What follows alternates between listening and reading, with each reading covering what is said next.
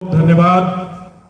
आज के इस कार्यक्रम के सफल संचालन कर रहे आदरणीय संतोष जी। आज नागकुल भूषण महाराजा बिजली पासी जी के जयंती समारोह में उपस्थित दर्शक दीर्घा के रूप में आप सभी का नाम लेना चूंकि बड़ा समय लग जाएगा, क्षमा चाहते हैं आप सभी को। और सम्मानित मंच सभी को एक साथ नमो बुद्धाय जय भीम।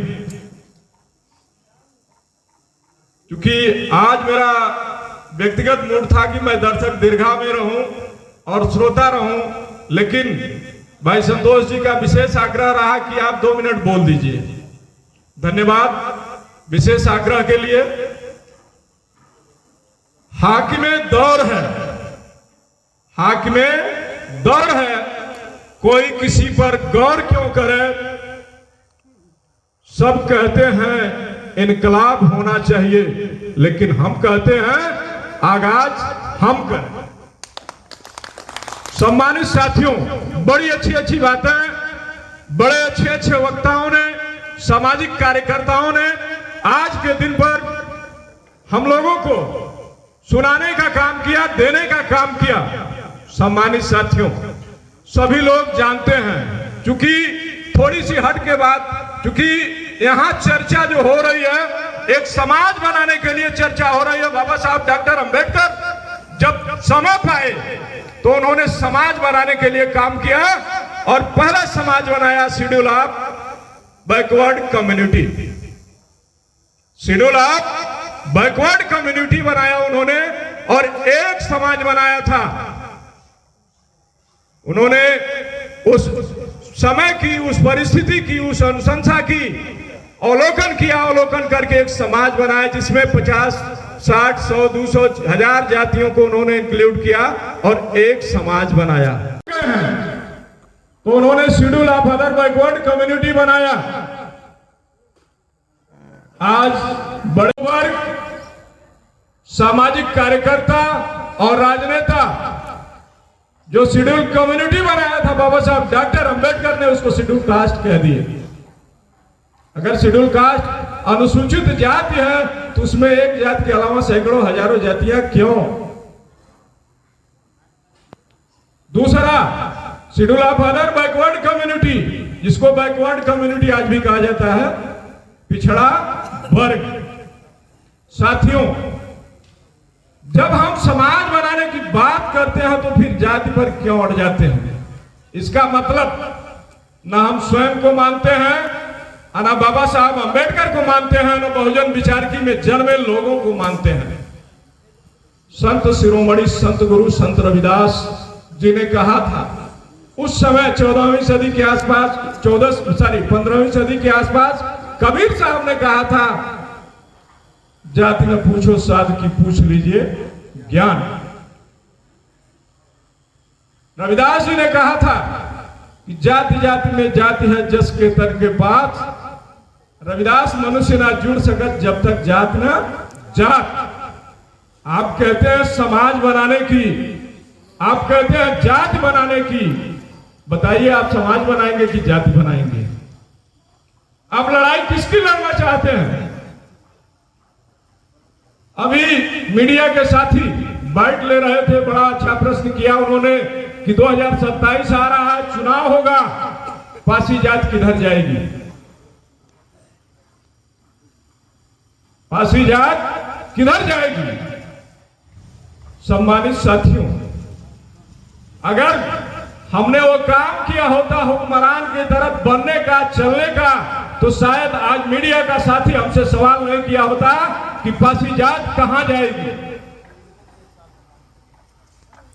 बाबा साहब डॉक्टर अंबेडकर बहुजन वैचारिकी के ऐसे महापुरुष, ऐसे नायक, ऐसे नेता जिन्होंने इनहेलेशन ऑफ कास्ट को लिख करके आपको जो संविधान है, सुंदर प्रलेख है, विश्व के श्रेष्ठतम संविधानों में से एक श्रेष्ठ संविधान अगर कोई है तो भारत का संविधान है, क्योंकि उसमें फ्लेक्सिबिलिटी है, लचीलापन है, हार्ड एंड फास्ट नहीं है। वो सुपरविजन करेगा, क्या हो रहा है क्या नहीं हो रहा, उसके आधार पर तय करता है। बाबा साहब डॉक्टर अंबेडकर की जो महत्वपूर्ण बातें थी वो 3 बात थी: आर्थिक, सामाजिक, राजनीतिक न्याय। सम्मानित साथियों, जब हम याद करते हैं अपने महापुरुषों को, महात्मा ज्योतिबा बाई फूले ने कहा था, मति बिना गति गई, गति बिना वित्त, और वित्त बिना चरमराए सूत्र, इतना अनर्थ एक अविद्या ने किया था। और आज की क्या स्थिति है? पढ़े लिखे लोग जाति पर रिजिड हैं और ऐसे अंगुली उठाते हैं, हमको तो तोड़ा मनवादियों ने, नहीं तो हम राजा थे। हमको तो तोड़ा मनुवादियों ने, नहीं तो हम राजा थे। अभी कुछ दिन पहले आज की जो शासन सत्ता में सरकार बैठी है, यह सरकार ने एक राष्ट्रव्यापी कार्यक्रम किया है। भारत एकीकरण, 563 रियासतों को विलय करने वाले व्यक्ति के नाम पर भारत में वह एकीकरण का कार्यक्रम चलाया है। मैं जानना चाहता हूं अपने लोगों से कि 1857 की क्रांति के बाद 1947 आया जब भारत स्वतंत्र हुआ, 1950 जब भारत गणतंत्र बना, तो उसमें एक राजा का नाम बता दीजिए, एक रियासत का नाम बता दीजिए जो उस राष्ट्रीय एकीकरण में था, और वो अनुसूचित वर्ग का था, पिछड़े वर्ग का था, पासी जाति का था, चमार जाति का था, धोबी जाति का था, अहिर का था, गड़ेरी का था। क्या आपके पास पॉजिटिव जवाब है? नहीं है। भारत के किसी भी इतिहास को पढ़ लीजिए, किसी भी लेखक को पढ़ लीजिए, किसी भी कालचक्र को दोहरा लीजिए, 1947 में आपका कोई 563 रियासतों में से एक भी रियासत नहीं था। अगर नहीं था तो हमें करना क्या है? बाबा साहब ने तो इशारा दिखा कि तुम इस देश के हुक्मरान हो, तुमको शासन करना है। तो हम शासन की दिशा में भटक गए और राशन पर आकर के अटक गए। क्या यही हमारी आवश्यकता है? सम्मानित साथियों, ऐसे काम चलने वाला है नहीं। बाबा साहब ने जो सामाजिक, आर्थिक, राजनीतिक न्याय की बात की, तो उसके लिए उन्होंने आनुपातिक प्रतिनिधित्व दिया, और सरकार जो बनाया बाबा साहब ने, उसमें आपका भागीदारी सुनिश्चित कराया। अभी भाई रमेश जी जो चर्चा कर रहे थे कि जब तक राजनीतिक सत्ता हमारे हाथ में नहीं आएगी, तब तक हमारे हक और अधिकार की बात कोई करने वाला नहीं है। अभी छोटा भाई आकाश ने कहा कि रामफल भाई मंटू जी की बात है, तो ऐसे तमाम सैकड़ों रामफल भाई मंटू जी जो आज की दुश्वारियां हैं, इस दुश्वारियां को झेल रहे हैं। हम लोग रोजाना देखते हैं ऐसे तमाम मंटू भाई का मामला आता है। अभी आज के कार्यक्रम के मुख्य अतिथि हमारे प्रोफेसर डॉक्टर नरेंद्र देव साहब साक्षी हैं। घर गिराया जा रहा था 35-36 पासियों का कुशीनगर में, और राधेश्याम सिंह के इशारे पर गिर रहा था, यही सरकार गिरा रही थी। उसमें भी यही खोराबार से संचालित होता था कि कैसे का होई, और वहां तक जाती थी बात। वह व्यक्ति कहता था कि मेरी बात न कमिश्नर सुन रहा, न डीएम सुन रहा, अब कौन क्या करे। उसमें बहुजन विचारकी का एक साथी आया मेरे पास, कहा भैया बड़ी बेइज्जती हो जाएगी। मैं कहा हो? कहे घरा गिर जाएगा। अरे बिरादर हम सब, हम कहे करे पहले कई बार पूछे थे तूने। भाई संबंध दो तरह से चलता है, दीजिए और लीजिए। क्या आपने सामाजिक रूप से साथ दिया? क्या आपने सामाजिक रूप से साथ लिया? नहीं लिया, नहीं दिया, तो फिर कौन आएगा आपके साथ? तो ये जो समस्या है, दीजिए और लीजिए का, देना और लेना शुरू कर दीजिए मेरे भाइयों। सुधर जाओ वक्त से पहले, या फिर वक्त सुधारना सीखो। मुश्किलों से मत घबराओ, हर वक्त में चलना सीखो। समस्या आई है तो समस्या का समाधान भी है, और यही आदान प्रदान का प्रदान है कि हम लोगों ने, डॉक्टर साहब का विशेष प्रयास रहा सचिवालय का प्रयास रहा, हाईकोर्ट का प्रयास रहा और कुशीनगर के उन पासियों का घर आज भी साबूत है, नेस्तनाबूत नहीं है। 2 दिन का टाइम मिला था और उस 2 दिन के टाइम में यह संगठन की देन है, डॉक्टर अंबेडकर राष्ट्रीय एकता मंच की देन है कि इस जो शोषित वंचित पिछड़े समाज के लोग हैं उनका मकान आज भी साबूत है। आप बताएं कि ये जो दौर चल रहा है, आपके सामाजिक आर्थिक राजनीतिक न्याय की जो प्रक्रिया है, उसमें जो सरकारें हैं, सरकार हमारी हमेशा बननी चाहिए, क्योंकि हमारी जो आबादी है 85% की आबादी का प्रतिनिधित्व करने वाले लोग हैं। और बाबा साहब डॉक्टर अंबेडकर जब भी चुनाव होता है तो मैं बार बार अपने फेसबुक ट्विटर हैंडल जो भी मैं यूज करता हूं या जो भी मिलता है तो उससे मैं बधाई देता हूं कि बाबा साहब डॉक्टर अंबेडकर के प्रतिपाल्य आनुपातिक प्रतिनिधित्व का प्रतिनिधित्व करने वाले प्रतिनिधियों को हार्दिक बधाई और मंगल कामना। और जिन उद्देश्यों से उनका जो है प्रतिनिधित्व, वह जो चुनाव जीत करके गए हैं, उन प्रतिनिधित्व उन उद्देश्य को पूरा करने का काम करेंगे। सम्मानित साथियों, आज हम कहते हैं कि हमारा कोई सुनने वाला नहीं है, कभी एक कदम चल के तो देखो,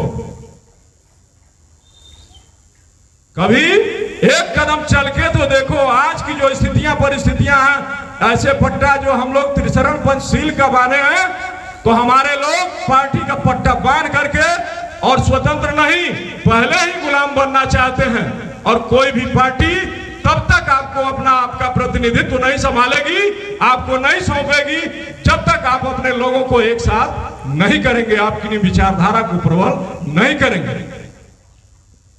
प्रथम हम चुनाव 51 और 52 से होते आ रहे हैं और हमारे प्रतिनिधि जहां आपके विधि विधान का निर्माण होता है, आपके संवैधानिक हक और अधिकार पर जो चर्चाएं परिचर्चाएं होती हैं, उसमें जो अमेंडमेंट होता है, जो बदलाव होता है, वहां आपकी रखवाली करने के लिए बाबा साहब डॉक्टर अंबेडकर ने 131 अनुसूचित जाति और जनजाति के प्रतिनिधियों को ऑलरेडी खड़ा कर रखा है। अगर आपके प्रतिनिधि वहां खड़े हैं तो आपके हक और अधिकार के खिलाफ जो यह षड्यंत्र हो रहे हैं, षड्यंत्र क्यों हो रहे हैं, क्या कभी आपने अपने प्रतिनिधियों से पूछने का कार्य किया? भाई देखे, सीधा सीधा एक बात है कि सही को सही कहना पड़ेगा, गलत को गलत कहना पड़ेगा। जब तक हमारे में सही और गलत को कहने की ताकत नहीं है, आकलन करने की ताकत नहीं है, तो हम बेहतर समाज की स्थापना नहीं कर सकते हैं। माननीय कांशीराम साहब ने कहा था कि अगर बेहतर समाज बनाना चाह रहे हो, बेहतर नेता बनाना चाह रहे हो, न बिकने वाला नेता पैदा करना चाह रहे हो, तो बेहतर समाज बनाओ। कब बनेगा? कितने कांशीराम साहब आएंगे, कितने बाबा साहब अंबेडकर आएंगे, कितने प्रोफेसर डॉक्टर नरेंद्र देव जी आएंगे, जो आज पूरा समय हॉस्पिटल में दे देना चाहिए, किसी सिक पर्सन का इलाज करने के लिए देना चाहिए, वो समाज के लिए आज आकर के यहां बैठे हुए हैं। कितने डॉक्टर साहब पैदा होंगे, बाबा साहब अंबेडकर, कितने महात्मा ज्योतिबा बाई फुले, कितने कबीर साहब पैदा होंगे, और उनकी विचारधारा पर कब काम होगा? साथियों, अगर विचारधारा पर काम नहीं होगा तो कभी भी अच्छा परिणाम नहीं होगा। बेहतर से बेहतर की तलाश करो, मिल जाए नदी तो समंदर का तलाश करो, टूट जाए ऐसा पत्थर, ऐसे शीशे की तलाश करो। कब करेंगे? बाबा साहब ने तो यही दिया ना कि मेजॉरिटी जो है यही political process for voting system है, और आपके पास मेजॉरिटी है। अगर बाबा साहब डॉक्टर अंबेडकर ने जो समाज बनाया, उस समाज को हम मानने लगे तो अभी भी तो अच्छी बात यह है कि एक जाति कहता है जो निकृष्ट है, वो कहता है हमसे छोटी हुई जाती है, वो कहता है कि नहीं हमसे छोटी जाती है। अरे भाई सीधी बात है, प्रकृति ने 2 जातियां बनाया, स्त्री और पुरुष, तो ये जाति कहां से आई? जो चमार पासी धोबी धरकार अहिर गणेरी कुर्मी तेली चोल चंडाल जो जाति आई है, ये आई कहां से? अगर आ भी गई, मानते हैं कि वो समय था जब शंभुक ऋषि का वध हुआ। क्यों हुआ? कि शंभुक ऋषि पढ़ लिए। वह दौर था कि आपको पढ़ने का अधिकार नहीं था, लेकिन आज तो बाबा साहब की कलम की ताकत है कि आप पढ़ रहे हो, आप इंजीनियर, डॉक्टर, मास्टर बन रहे हो, और आप सदन में जाकर के स्वतंत्र नेता ही ना सही, लेकिन जाकर के जूते में तेल लगाने का तो काम हो रहा है।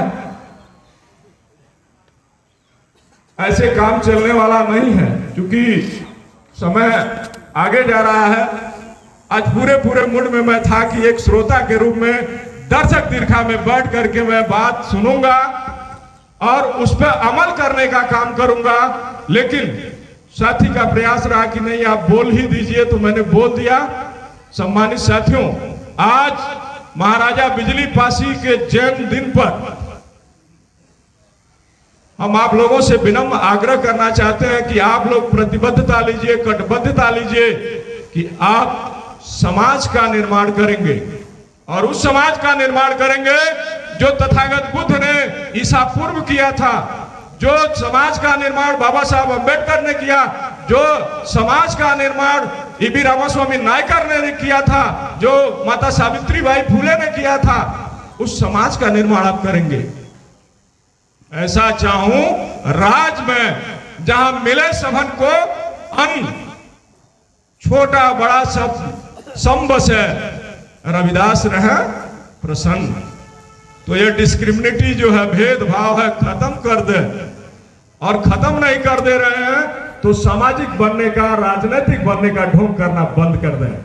दो ही काम चल सकता है, पुतो ठीक भदरो ठीक, क्रियवा के कर खाई। बाबा साहब डॉक्टर अंबेडकर भी अच्छे हैं, और गोरखनाथ मंदिर पर चाहे हनुमान जी के मंदिर पर लड्डुओं चढ़ावल अच्छा है। आप हिंदू हैं, मैं भी सपोज कर ले रहा हूं, लेकिन जब मंदिर की सीढ़ी पर आप जाते हो तो पेशाब क्यों चढ़वाया जा रहा है? अगर इतने के बाद भी अकल नहीं सुधर सकती है, तो फिर आपको सुधारने वाला कोई पैदा होने वाला नहीं है। समय एक निर्धारित सीमा होती है, 10 साल 20 साल 50 साल 100 साल एक आदमी जिंदा रहता है।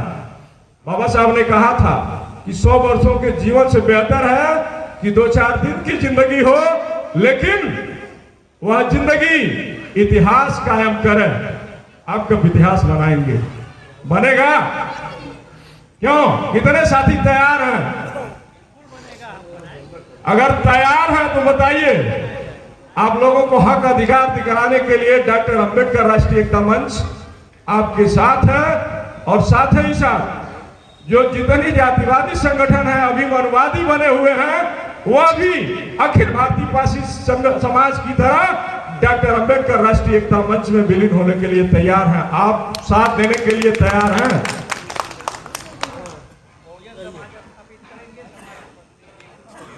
तो अगर आप समाज बनाने की चेष्टा रख रहे हैं, तो मैं भी आपको हुक्मरान बनाने का वादा करता हूं। आप हुक्मरान बनेंगे, और ये आज महाराजा बिजली पासी जी की जयंती पर महाराजा बिजली पासी रामरूप लोक माध्यमिक विद्यालय पर मैं ये आप लोगों को वादा करके जा रहा हूं। इसी चंद शब्दों के साथ आप सभी को पुनः आभार धन्यवाद ज्ञापित करते हुए, आधी आबादी को अकेली सुशोभित करती हुई रश्मि को भी विशेष आभार साधुवाद, क्योंकि बहुत छोटे छोटे बच्चे आपके हैं। आप छोड़ करके अपने समाज को दशा और दिशा देने के लिए, भाई बड़ी हाई एजुकेटेड पर्सन है, ट्रिपल पीजी 2 विषय से एमएड इतनी डिग्रियां हैं, एलसीसी एससी सर्टिफिकेट होल्डर, तो बहुत सारी डिग्रियां समेटी हुई एक लड़की है।